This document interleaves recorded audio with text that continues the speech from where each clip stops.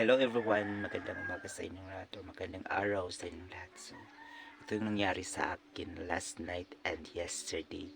So, naghubag akong mata ito at ito din nagtubo-tubo na rin. Actually guys, last night or yesterday, gumawa ako ng story ng life ko. So, ito yung resulta. Kasi nagpuyat ako. Natulog ako mga quarter to 11 sa gabi at kahapon nagsulat ako na sinulat ko lahat, inorganize ko lahat, ayos ko lahat. Tingnan ko lahat kung may mga kulang, may mga mali na mga spelling at mga correction. So actually guys, hindi natin maiiwasan na may mga mali talaga tayo. May mga correction tayo at may mga dapat natin i-improve sa mga sarili natin. Yes. So actually guys, before ko nagawa yun, dapat kapag gumawa tayo ng isang bagay or dapat meron tayong sinusunod, dapat meron tayong pinafollow ng mga steps para makuha natin yung mga gusto natin maabot, gusto natin sa buhay, gusto natin makamit at kung gusto natin magiging perfect o tama yung ginagawa natin, dapat mayroon tayong susundin, dapat mayroon tayong sinusunod na mga steps or mga guidelines. Yes. So actually guys, bago ko yun nagawa, bago ko na accomplish yung ginawa ko is, meron akong sinusunod kasi this is a standards kasi pag mayroon tayong ginagawa like mga feasibility studies, mga problem, dapat mayroon tayong sinusunod na mga guidelines or mga steps.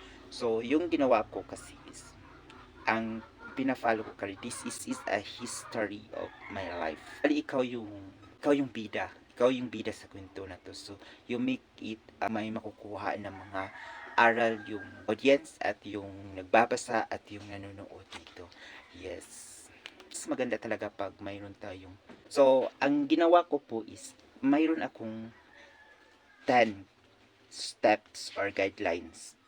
So, ito yung ginawa ko. So, babasahin ko na lang sa inyo po kasi hindi ko pa na-memorize. So, babasahin ko na lang. So, ito yung ginawa ko. So, before writing a personal history can be a rewarding process of self-reflection and storytelling. Here's a step-by-step guide to help you craft your personal history. Or ito yung craft na ginagamit ko. First is, define your purpose. Ano yung nasa define purpose? Why you are thinking this history? Is it for personal reflection, to share with family, or for a specific project? Second is choose a format. Actually, there are three. First is memoir. Memoir meaning focuses on specific events or periods in your life. Second is chronological narrative. Ano po yung chronological narrative? Tells your life story from birth to the present. Third is thematic approach.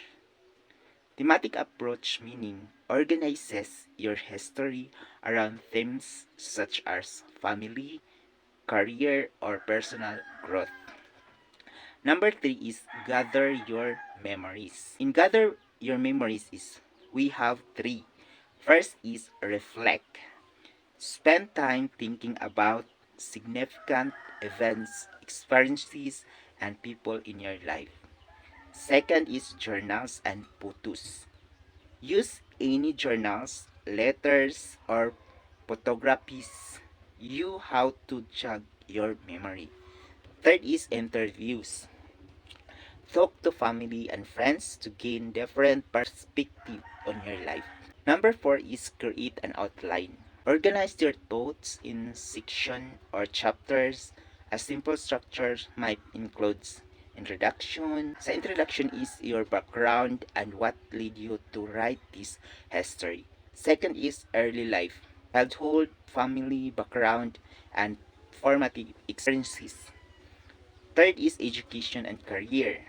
Key milestones in your education and professional life. Fourth is personal life, relationship, hobbies, and significant life events. So, 5 is reflection. What you've learned and how you change over time. Yun yung reflection. Number 5. So, yung 1 to 5 is, under yan siya sa create an outline. So, sa number 4 yun. So, now is, number 5, starting writing. So, we have two steps making start writing is be authentic and descriptive learning. Sa be authentic is write in your own voice and style. Don't worry about perfection. Focus on getting your thoughts down. Use descriptive language. Paint a vivid pictures of your experiences using sensory details. Engage your readers. Number 6 is edit and revise. After completing your first draft, take a break before revising. Look for clarity, coherence, and flow. Consider feedback from trusted friends or family members. Number 7 is include context. Depending on your audience, you might want to provide historical or cultural context for the events of your describe, especially if they relate to broaden social changes. Number 8 is add personal reflection. Share what these experiences meant to you. How did they shape your beliefs, values, and identity?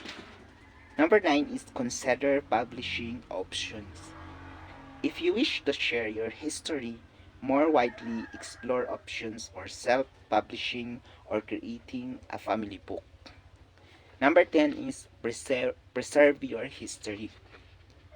Consider printing copies for family members or storing it dignity for future generations.